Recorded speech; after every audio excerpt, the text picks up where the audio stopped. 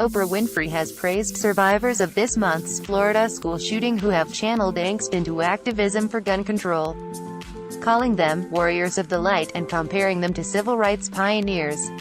17 people were killed on the 14th of February at Marjorie Stoneman Douglas High School in Parkland.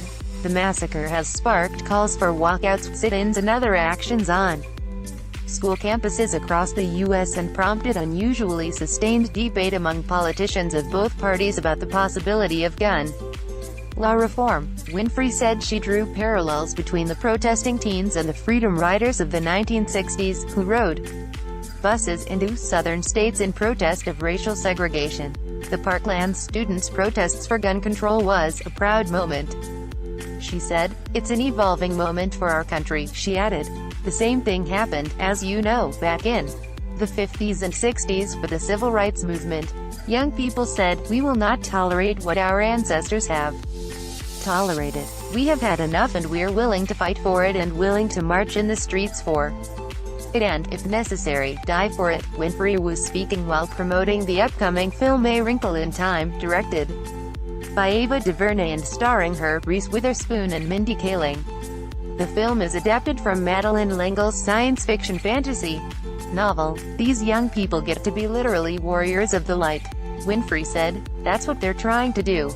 They're trying to, through their voices, through the March for Our Lives, say, we will not let this happen again. We are going to do what we can to banish the darkness." The former talk show host last week matched a $500,000 donation by George and Amal Clooney to the students' planned marches, including one on the 24th of March in Washington. On Friday, Winfrey said she was definitely not considering a run against Donald Trump for the White House in 2020, as has been recently rumored, not least by the president himself. On Saturday, Winfrey reacted to Trump's recent tweeting about her, in which he called her very insecure. "Nobody wants to be hate-tweeted, especially by the president," she said. "So it's not a comfortable thing, I think, for anybody on social media who's had somebody say something about you that you didn't feel was true. But I believe that you meet any kind of negativity in your life, that you meet it with light." Topics: Oprah Winfrey, Florida school shooting, U.S. gun control, U.S. politics, civil rights movement. News. Share on Facebook, share on Twitter, share via email, share on LinkedIn, share on Pinterest, share on Google, share on WhatsApp, share on Messenger. Reuse this content.